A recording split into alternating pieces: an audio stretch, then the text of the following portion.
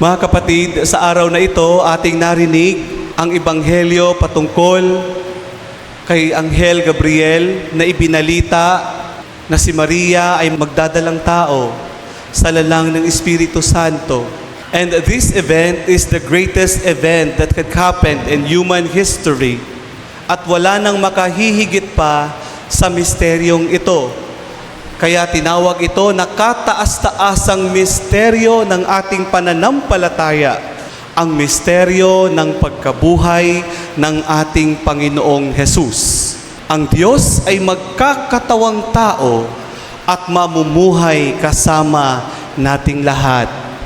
At ang misteryong ito ay nangyari sa isang simple at tahimik na babae. Ang pangyayaring ito ay ibinigay at ipinahayag sa isang ordinaryo at napakasimpleng lugar. Nangyari sa simple at katahimikan. Simple and silent in the person of the Blessed Mother, our Mother Mary. Kung titingnan natin sa panahon ngayon, ang mga mahahalagang pangyayari sa ating buhay ay tila bagang walang kabuluhan kapag hindi na-publicize. Kaya kadalasan sa mga event natin, lalo sa mga family gatherings and different parties, lahat naka-post, lahat naka-live, and everything. Kasi minsan, pakiramdam ng tao, kapag hindi naka-post, hindi mahalaga at walang kabuluhan. Subalit may mga pangyayari sa ating buhay na dapat mangyari lamang sa katahimikan. Kung titingnan natin ang pagbabalita ng Anghel Gabriel kay Maria, ito ay kanyang ipinahayag sa katahimikan. Kaya mga kapatid, sa ikalimang araw ng ating Misa de Gallo o Simbang Gabi, atin po dapat ngayon pagnilayan ang salitang katahimikan. Kamusta na po ba kayo? Kamusta na po ang pakiramdam ninyo sa maingay na mundo? Maraming mga tao ang namumuhay ng napakaingay na parang hindi nabubuhay kapag sobrang tahimik ang kapaligiran. Meron naman hong tahimik pero maingay ang kaloob-looban at nag-iingay ang isipan. Meron din naman ho na tahimik at namumuhay sa katahimikan. Kaya mga kapatid, tingnan natin ang ehemplo ng mga taong narito sa harap. Katulad ni Saint Francis. This man loves silence. Ano ang sabi niya sa kanyang mga brothers? Let us go to the village and preach. And if necessary, we use words. Saint Joseph is also loving Mary in silence. Saint Joseph became the father of Jesus, foster father of Jesus in silence. Saint Joseph followed the will of the Lord in silence. And even Mary followed the will of the Lord in silence. Even though she didn't understand everything, she remained silent and accepted the call of the Lord to become the mother of our Savior. Mga kapatid, kung tutuusin talaga natin, si Maria, pwede niyang sigawan ang Panginoon. Bakit po? Sa lahat-lahat ng pinagdaanan niya sa buhay niya, tingnan niyo ang ating mahal na ina, Mater Dolorosa. Ganyan kalungkot ang kanyang muka habang tinitingnan ang kanyang anak na nakalupaypay sa krus. Maaari niyang tanungin ang Panginoon, ano ba ang sabi ng anghel noong binabalita mo pa ang aking pagbubuntis? Ano ang sabi ng anghel? Huwag kang matakot, Maria, sapagkat inalulugdan ka ng Diyos. Makinig ka, ikaw ay maglilihi at manganganak ng isang lalaki at siya'y tatawagin mong Jesus. Magiging dakila siya at tatawaging anak ng kataas-taasan. But how come? Lord, bakit ganito? Akala ko ba magiging dakila siya at magiging anak ng kataas-taasan? Subalit ano ang nangyari sa kanya? Pero na natiling tahimik ang ating inang si Maria. Alam niyo po, minsan sa buhay natin, maaaring natatanong din natin ang Diyos, why do good people suffer? Why do bad people prosper? Bakit ang mga mabubuti naghihirap? Bakit yung mga kurap, yumayaman?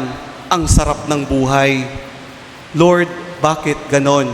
Minsan tayong mga tao, lagi tayong tumitingin sa ating mga kulang. Bakit? Marami naman talaga tayong kulang. Yung iba sa atin, kulang na ng mga magulang. Wala ng magulang. Yung iba, nawala ng anak. Yung iba, wala pang asawa. Yung iba dyan, wala pang jowa. Sa umaga, yung iba, walang pandesal. Bukas ng umaga, walang kape. Kapiling sa buhay. Yung iba, walang matitirhan. Walang matinong trabaho. Hanggang ngayon, umuupa pa rin ang bahay at patuloy na naghihirap sa buhay. Siguro na sasabi natin sa Panginoon na nagpapakatino naman ako, Lord, bakit po nangyayari ang mga bagay na ito? My dear friends, dapat po nating tandaan that even righteous people have disappointments in life. It is not because they are sinful. It is not because they have no faith. It is not because they lack in their faith. It is not also because they are cursed by God. Remember, hardship and difficulties can happen to both godly and ungodly people. Therefore, bad things also can happen even to those people who are closer to God. Minsan din, natatanong siguro natin ang Panginoon, Lord, ang dami ko namang pinagdadasal sa iyo.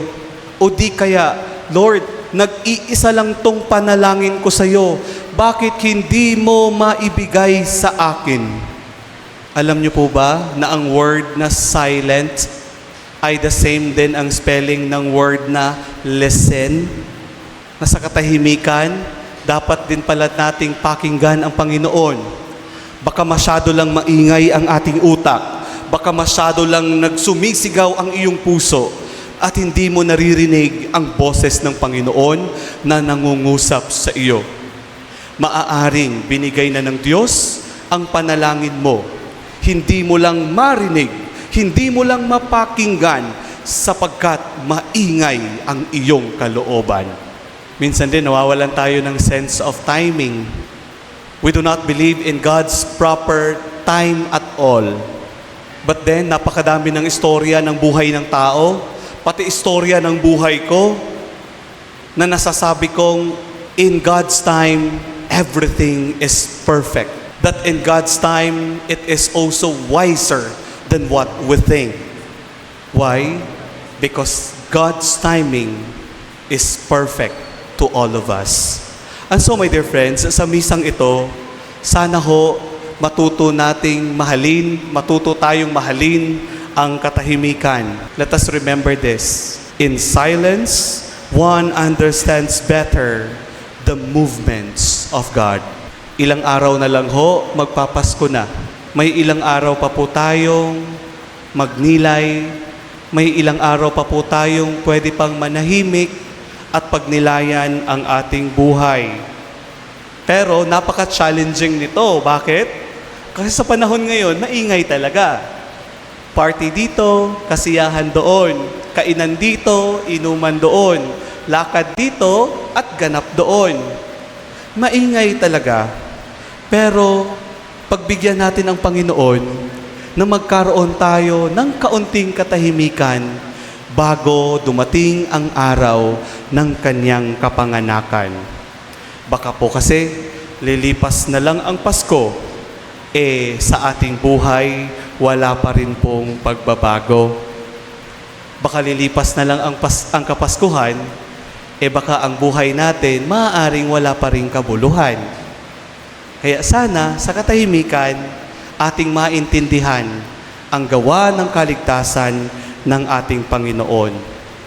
Like Saint Francis, like Saint Joseph, like our Mother Mary, we must learn to love in silence, and love silence. For in silence, we will feel and understand the saving power of the Lord. Amen. Magsitayo po ang lahat.